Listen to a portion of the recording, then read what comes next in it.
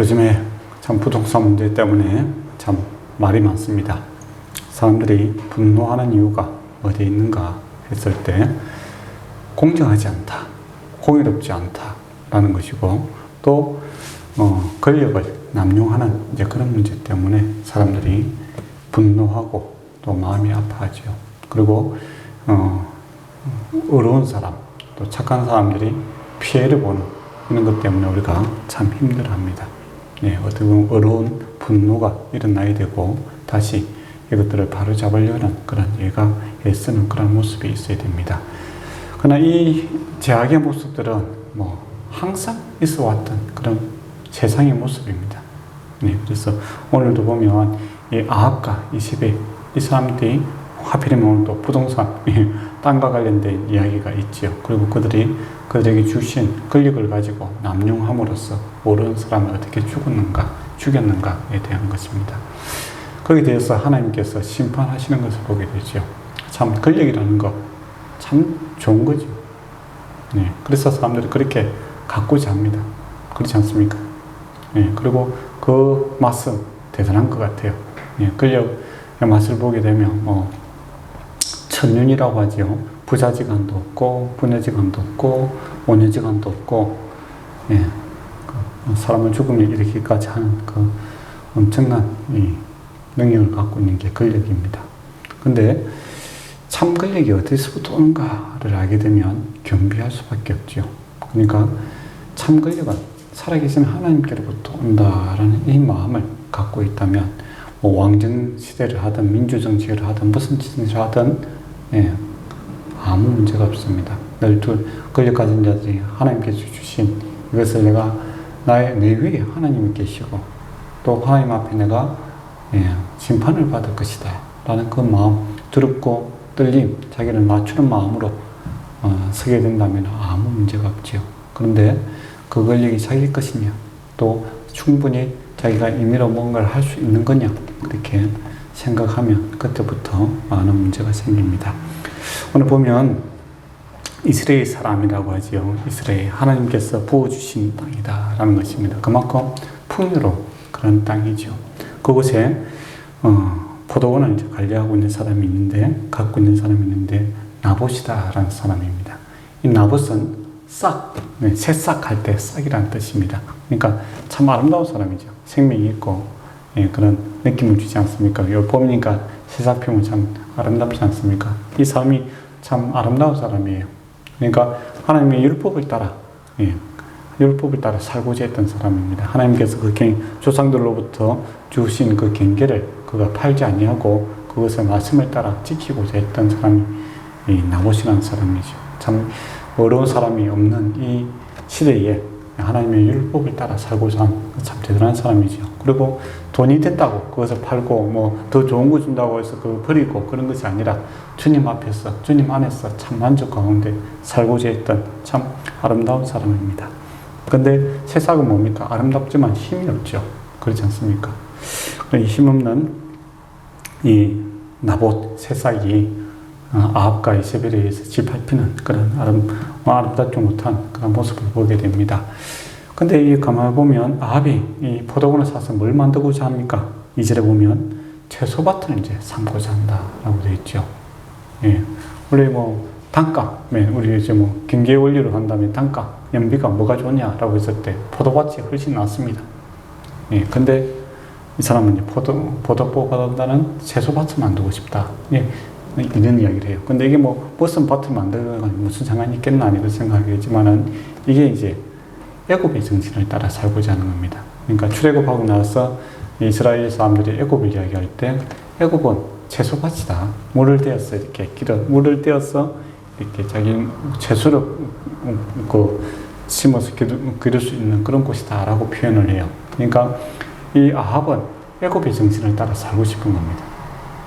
근데 하나님의 백성을 이야기했더니 이 포도밭의 이야기를 많이 하거든요. 그러니까 애굽의 이 아합의 마음속에는 이 땅을 하나님이 주신 그런 제도 시스템보다는 내가 이 땅을 통치함에 있어서 애굽 스타일로 다스리고 싶고 또 애굽의 왕처럼 그렇게 살고 싶은 그런 마음이 있었다라는 겁니다. 욕심이 이제 점점 커서 이제 문제가 되기도 하고, 또 그 마음 자체가 벌써 하나님이 주신 청지기 자체가 아니라, 내 마음대로 내가 신이다 라는 그런 마음으로 이렇게 살고자 하는 그런 마음이 있습니다. 그래서 처음에는 나부에게 설득을 하죠. 그거 주면은 더 좋은 포도밭을 주겠다. 포도밭 싫으면 내가 돈을 주겠다. 그렇게 얘기해요. 근데 나봇이 뭐라고 합니까? 나는 뭐 돈도 싫고 더 좋은 것도 싫고 나는 여호와의 말씀, 율법을 따라 살고자 한다 이야기를 해요. 그런데 이 아합과 이세벨의 특징이 뭡니까? 하나님의 선지자들을 많이 죽였잖아요. 앞에 보면, 그죠? 그리고 하나님의 말씀대로 사는 사람을 죽이고자 하는 사람이 아합과 이세벨입니다. 그 세상은 똑같은 것 같아요. 세상은 항상 하나님의 말씀 싫어합니다. 그리고 하나님의 말씀대로 살고자 하는 사람들을 싫어해요. 바보 취급하고 미련하다 하고 또는 어리석다고도 하고 또는 그냥 이유 없이 멸시하는 그런 경향이 있죠. 그래서 세상에서 우리가 참 미움을 받는 것이 어떻게 보면 당연한 일이다라는 겁니다. 물론 이제 뭐 내가 죄가 있어 미움받는 거 이거는 내가 잘못한 일이지만은 내가 하나님 말씀대로 이렇게 살고자 할 때 세상 정신과 잘 안 맞아요. 그래서 이유 없이 그냥 미워지고 미움들이 박히는 그런 케이스가 되는 겁니다. 그리고 어떻게 보면 또 세상 정신 여러분 어리석어 보이잖아요. 임금이 와서 그렇게 이야기했으면 권력자라는 게 칼이라는 게 뭐 그냥 들고 다니는 게 아니잖아요. 그러면 뭐 에라 모르겠다. 일단 뭐 내 세대는 좀 잘 살아보자 하고 돈을 받고 뭐 이렇게 하면 적당히 타협을 하고 살아가면 문제가 없었을 거다. 아니 그렇게 세상 사람들은 그렇게 이야기할 거예요. 안 그러면 요즘같이 뭐 부동산 붐이 있으니까 뭐 잘 됐네. 조상한테 받은 이 땅 이분께 뭐 대박 났다. 그렇게 할 수 있는 상황이에요. 그런데 그는 세상에 돈이 중요한 것이 아니라 세상에 이렇게 뭐 세상에 어떤 그 관계가 중요한 것이 아니라 하나님 말씀대로 살고 싶다. 그게 이제 나봇이 갖고 있는 마음이었다. 그래서 이게 세상과 이렇게 짜갈 수 없는 이런 그런 마음이 있었다라는 겁니다. 그러니까 이건 뭐 타협을 될 수 없는 문제죠. 그러니까 그 아합이 어떻게 합니까? 이 사람도 참 어리석은 자의 모습을 보여줍니다. 그냥 그에게 권력을 주었는데 권력을 어떻게 사용해야 될지도 모르는 그런 모습이죠. 와서 이제 뭐 어린아이처럼 막 울고 있는 거죠. 밥 안 먹어 하면서 도라지 갖고 완전 유치원생들 막 그런 수준의 이제 마음을 갖고 있는 사람이죠. 자기 마음대로 안 되면 밥 안 먹어. 도라지 갖고 뭐. 그리고 또 이 문제를 갖다가 어떻게 해결할 수 있는 그런 능력도 없고 떼쓰면 되는 그런 유화적인 그런 생각을 갖고 있는 사람이죠. 그때 이제 이세벨이 가서 물어봅니다. 왜 그렇게 밥을 안 먹고 있느냐? 밥 안 먹는다고 죽는 것도 아닌데 사람 마음이 좀 상황이 낫지. 사람 목숨보다 마음 상황이 낫잖아요. 근데 뭐 이세벨의 입장에서는 자기 남편 마음 상하는 것이 여러 사람 죽이는 것보다 더 이제 우선이죠. 이세벨이 딱 보고 이거 뭐 바보 같은 짓을 하고 있는 거죠. 이세벨은 이제 공주였지 않습니까? 그리고 또 두로에서 이 왕이 권력을 어떻게 사용하는지를 잘 알고 있거든요. 그리고 성품이 좀 잔인해요. 우리가 선지자들을 많이 죽였다고 했지 않습니까? 그러니까 딱 명령을 내립니다. 인장을 이제 뭡니까? 이세벨이 그 조서를 내리죠. 내려갖고 꾀를 냅니다. 누구죠? 나봇이라는 사람을 높여서 대중 앞에 데리다가 거짓말쟁이를 이제 불량배라고 하죠. 불량배는 뜻은 사회에 전혀 이제 도움이 안 되는 그런 인간들이죠. 그런 사람들을 시켜서 이제 두 사람 시키야 이제 정의이 되지 않습니까? 공중 앞에서 그가 하나님과 아합을 모욕했다, 욕했다라고 이렇게 거짓증을 하게 하고서 그런 이제 신성모독죄로 이제 또 왕을 또 모욕했으니까 영모죄로 죽이라 이제 그렇게 조서를 내립니다. 그리고 이제 그 도장을 이제 누구 도장을 찍냐면 아합 도장을 찍어요. 근데 밑에 이제 관료들을 딱 보니까 이게 뭐 누구의 꾀라는 걸 아는 겁니까? 그래서 그 아합이 아니라 이세벨로부터 온 것이라는 것이 소문이 다 났는 거죠. 그래서 이제 나봇을 죽이고 나서 누구에게 보고합니까? 아합에게 보고하는 것이 아니라 이세벨에게 보고를 해요. 그러면 이 밑에 이제 중간 관리들이 어떻게 해야 되겠죠? 원칙을 따라야 되겠죠. 큰 권력이 압력을 넣었을 때 나는 하나님 말씀대로 살고 싶고 무지한 자, 죄 없는 자를 갖다 죽일 수 없다. 양심에 그렇게 할 수 없고 또 하나님 말씀대로 내 살고 싶다. 그렇게 딱 버텨주면 어떻게 되겠습니까? 그 아래에 있는 사람들이 안전함과 평안을 누리고 살아가겠죠. 근데 참 에너지검이나 이 뭐 권력 앞에서는 뭐 어떤 사람들이 뭐 알아서 누워버리죠. 알아서 기는 뭐 그런 바람이 불기 전에 풀이 녹는다 그런 말이 있지 않습니까? 뭐 그 정도로 이렇게 알아서 해주는 겁니다. 그게 이제 참 이 사회가, 이 이스라엘 사회가 극도로 타락되어 있다라는 것이죠. 그래서 우리 뭐 사회에서 보면 이제 권력자들 앞에서 이렇게 자기 위치에서 자기 자리를 지켜주는 사람들이 참 고마운 사람들이죠. 그렇지 않고 시세에 따라 뭐 바람 따라서 움직인다면, 원칙 없이 움직인다면 사실은 힘없는 사람들이 많이 다치게 됩니다. 근데 여기서는 원칙을 따라 또 공의를 따라 율법을 따라 살고자 했던 사람이 없었던 것 같아요. 그러니까 그 이세벨의 이 부당한 이 요구를 그대로 따릅니다. 예, 앞장서서 하는 거죠. 공을 세우는 입장에서. 그래서 무지한 그 나봇을 사람들 앞에 세우고 불량배를 이제 두 사람을 이제 딱 세워서 거짓 증인에 세워서 그걸 이제 제거를 하죠. 예, 지금도 이제 그렇지 않습니까? 네, 어떤 언론 플레이들을 하면서 어려운 사람들을 이제 거짓 증인들 이렇게 해서 뭐 사회에서 완전 매장시킬 수 있는 그런 거죠. 에너지금이나 비슷한 것 같아요. 그리고 그를 끌고 가서 죽입니다.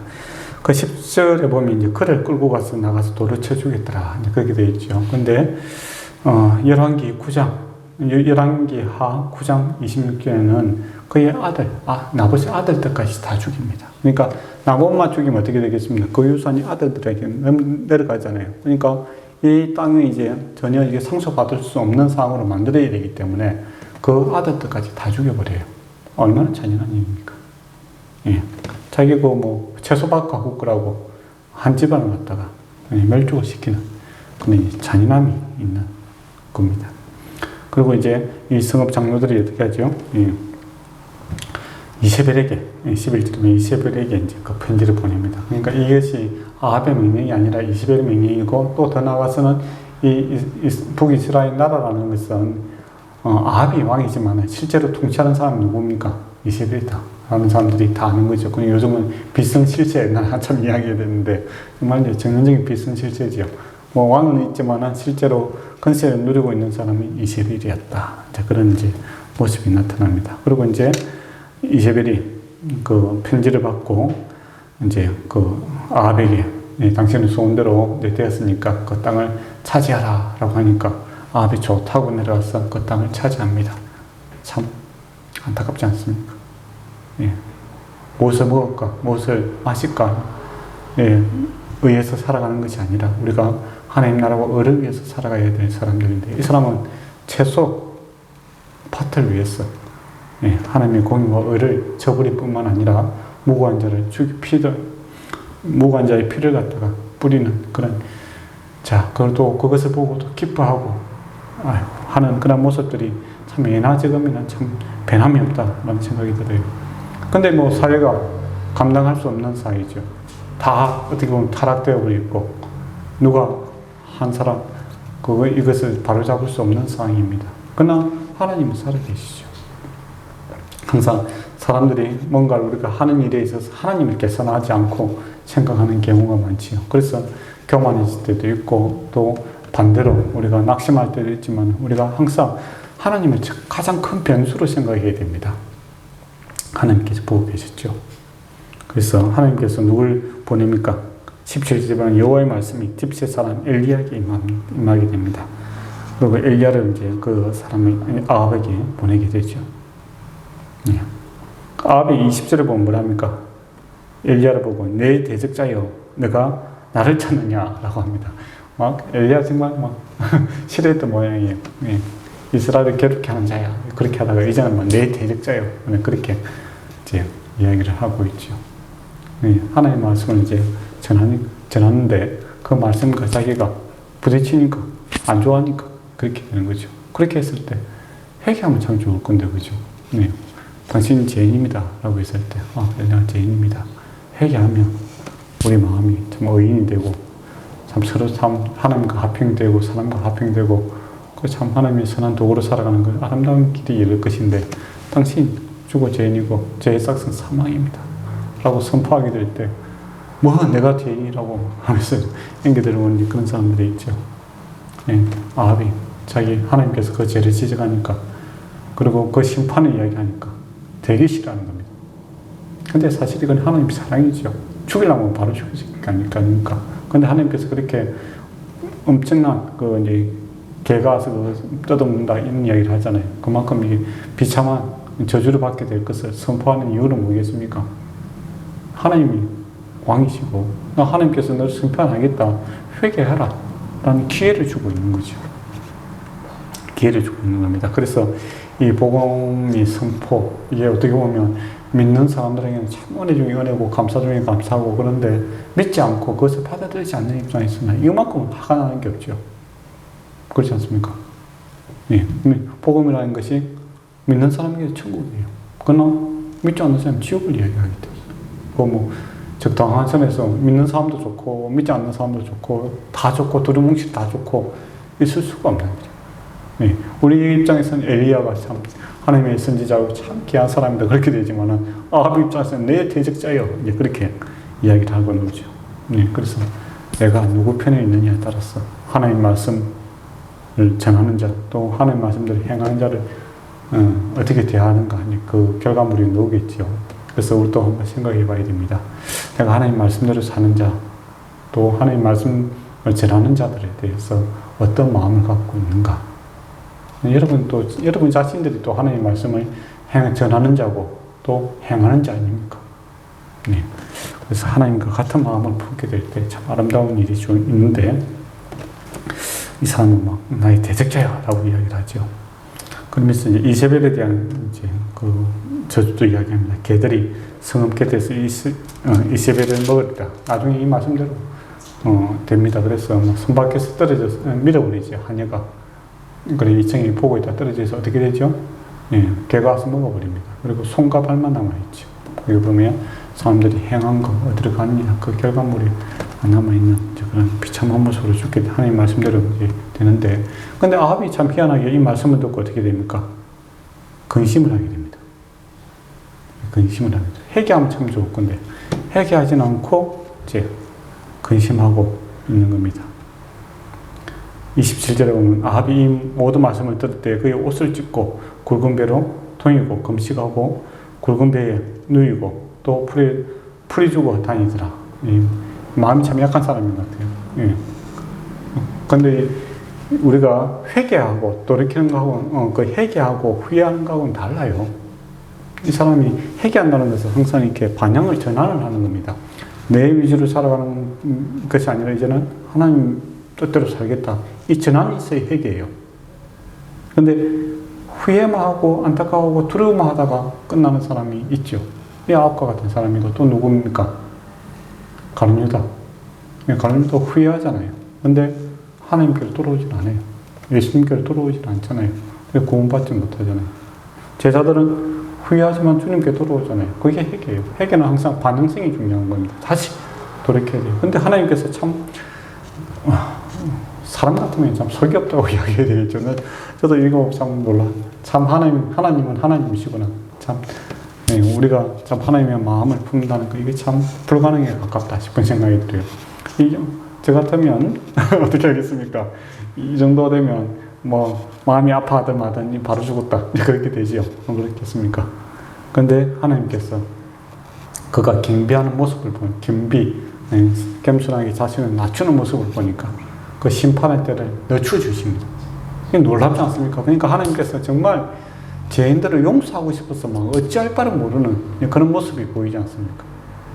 예, 우리는 조금만 하면 또 심판받아야 돼. 저놈 자식 어떻게 되나 내가 보겠어.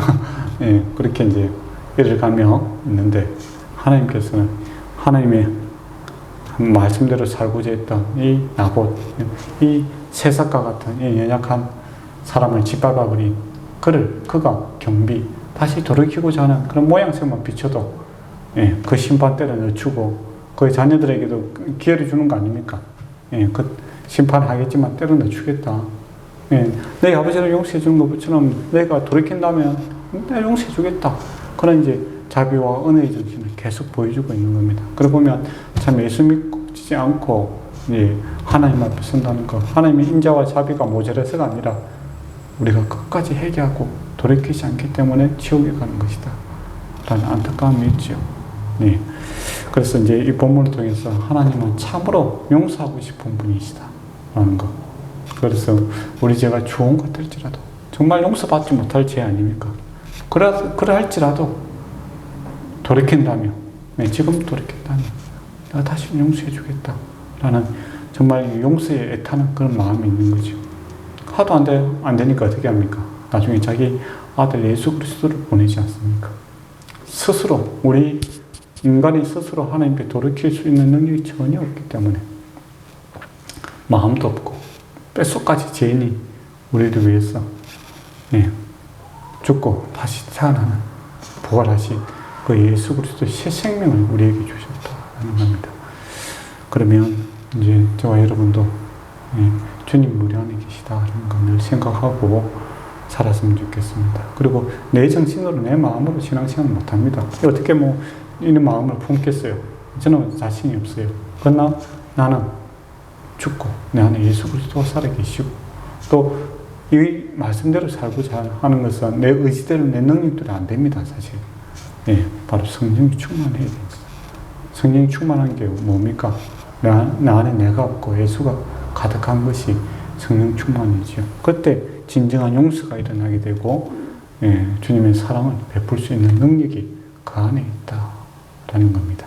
그리고 세상은, 예, 에너지금이나 이렇게 악한 모습으로 그대로 우리에게 와 있습니다. 예, 그 가운데서 저와 여러분이 하나님의 말씀을 전하고 그 말씀대로 살고자 하고 또 주님을 품고, 예, 더 나아가서 기뻐할 수 있는 자가 되기를 축원합니다. 기도하겠습니다. 아버지 하나님, 참으로 주님께서 참으로 용서하고자 하는 그 마음을 우리가 보았습니다.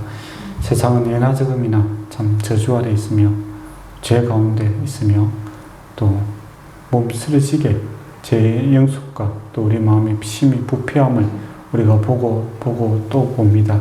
그리고 또 우리가 아무리 은혜를 많이 입어도 주님과 한 마음을 품지 못하는 그런 연약한 존재임을 고백합니다. 이는 자 주님 안에서 죽게 하시고 예수 그리스도와 함께 부활하게 하신 그 새 생명이 우리를 다스리게 하시고 성령 충만함을 허락하여 주심으로 주님의 장중에 붙들림 받아 주님의 사람으로 살아가게 하여 주시옵소서.